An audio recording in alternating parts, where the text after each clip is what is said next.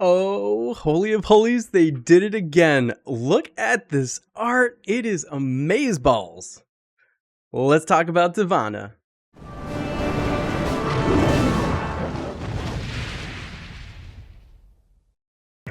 But first, join me over in Gemstone Legends.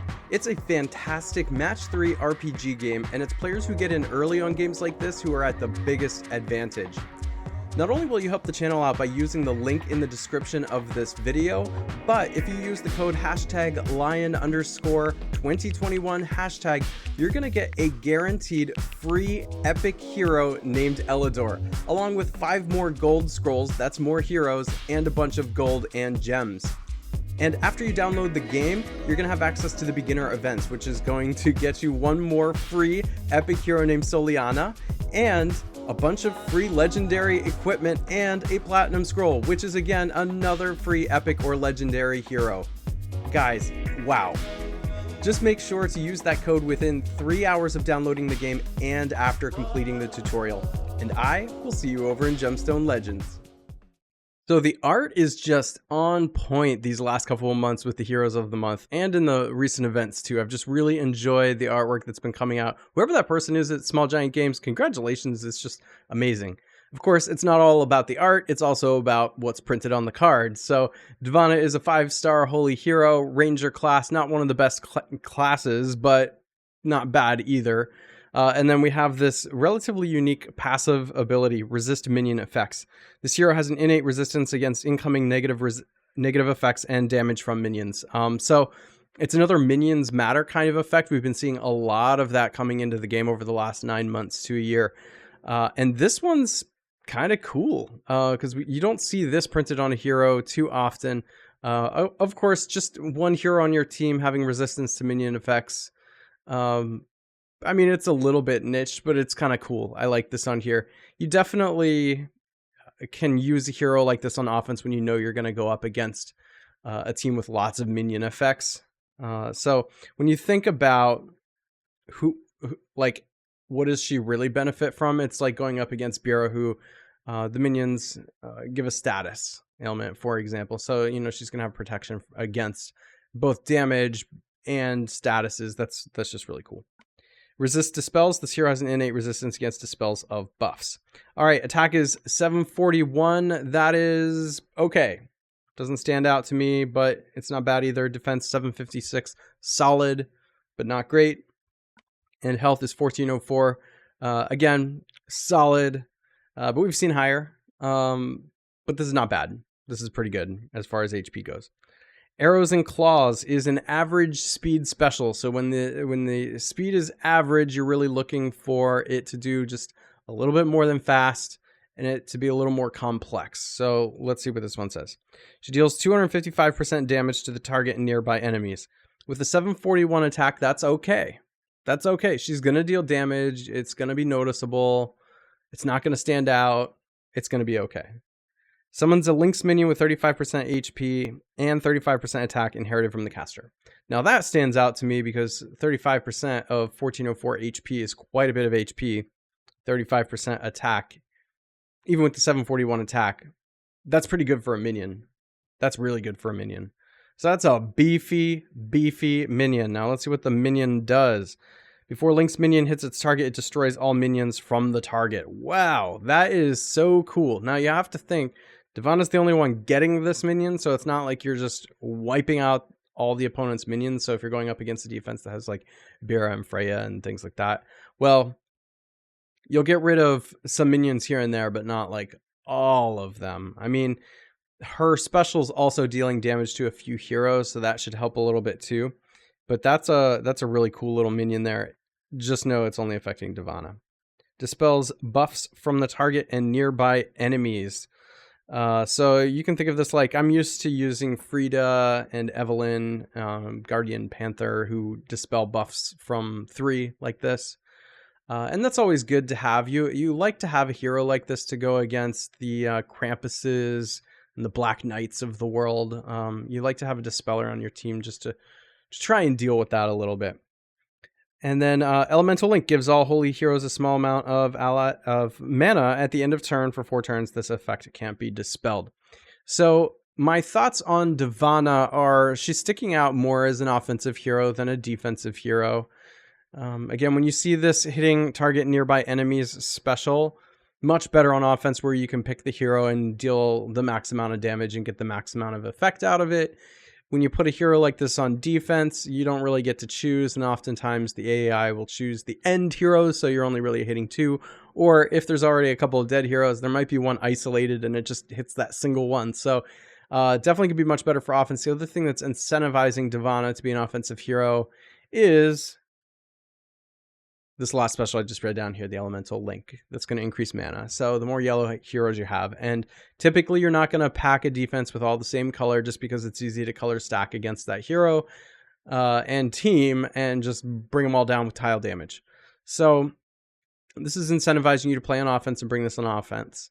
I do like that we're seeing a lot of strong offensive heroes recently because defenses are really tough. They're pretty maximized right now.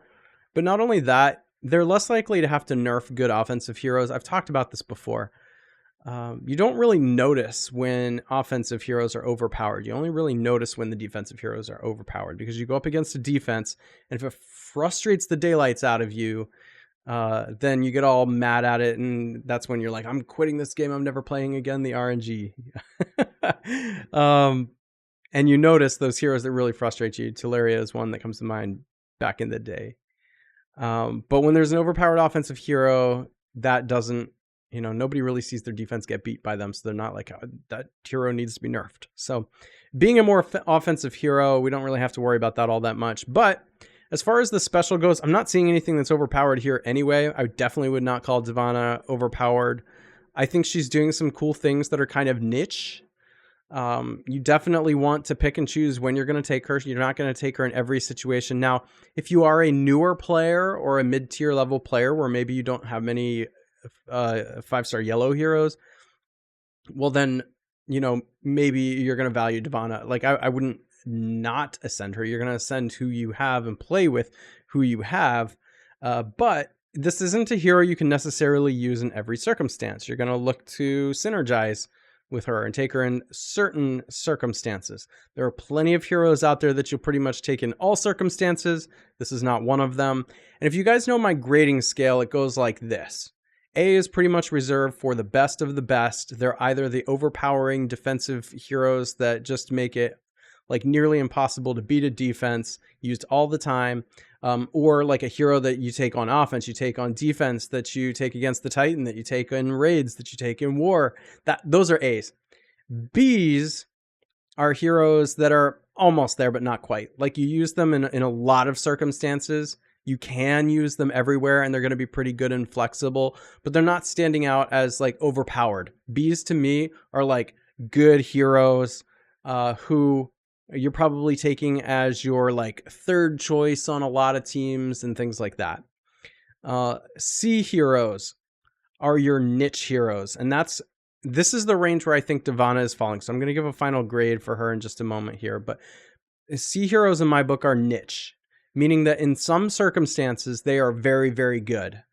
Especially whenever you can choose what circumstance you're going to take them in. So example for Devana is you've got a defense of Bira and Freya. Well, you want to bring Devana, and all of a sudden she's going to be more like a B or an A hero in that circumstance. She's really helping you to counteract what's going on with the minions there. But she's not going to be useful in every circumstance. So, for example, if you're in a war and you're going up against like Alfreak and Finley and Black Knight, well, she's not doing a whole lot there. Maybe if you bring multiple yellow heroes, she's really helping to increase the mana, but it's not that much, so there's not a benefit to bring her all the time, and you wouldn't. And like when you're thinking about taking Devana against a Titan, like what's she doing against the Titan? Like she's basically there for tile damage. There's nothing really about her special that's benefiting you all that much. Like you don't have minions to hate on with the Titan. It'd be kind of cool if we did. Maybe we should get more Titans. Maybe they should have minions and stuff. Wouldn't that be cool? And then you could bring heroes like this, then it would be more meaningful. But that's the thing, is you have a niche hero that you're going to want sometimes, but not all the time. And then D heroes to me are the ones that are like, are only good in like one circumstance. Like they're going to sit on your bench and you're like rarely ever going to use them. And maybe when you're in war, it's like ending up on your 5th or 6th team if you're going to use it at all. You have to build around it because on its own, the special is not going to do much. So that's a D hero. And then of course an F to me is a hero that you probably are just never going to send and use. Like there's just, it doesn't synergize well with anything. It's not very useful and that kind of thing. So to me, because of everything I just described here, I'm going to go ahead and give Devana a C+, because I think there is a lot going on here. So when you do take her and she synergizes with what you're doing, she's going to be pretty good. And that's a beefy minion. She's going to, like, I had mentioned that the defense and the HP was solid, but not great. But putting that giant minion on her is going to increase her longevity a bit too. So she's definitely interesting. I don't think she's bad. I think some people see C+ and automatically think I'm hating on her. That's not the case. I think she's actually going to be kind of a fun hero too, especially because she dispels, so she's got that usefulness. I think that's what tips me over to giving her more on the C+ range than like a C or C-, is because there's going to be some times where you really want that dispel, and that can be very, very good. You know, not all the time, especially if we look at what is going on with a lot of defenses. It leans heavily to the status effect side, and then there are a few times where you have things that you want to dispel. So, you know, I've already mentioned Black Knight and Krampus, but, you know, you've also got Heimdall out there who will do like an attack increase, or maybe Costume Caitlyn, where even then, unfortunately, the special can miss, but if it doesn't, it'll dispel it. So anyway, these are some considerations whenever you're thinking about, if you get lucky and get Devana, about whether you want to like level her up and ascend her and take her out for a spin. If you did get her, let me know in the comments if you've been able to test her and what you think. I would love to know. So let me know in the comments. If you haven't already, please consider liking this video, subscribing, hitting that bell notification so you know when I drop new videos or go live, and I will catch you in the next one.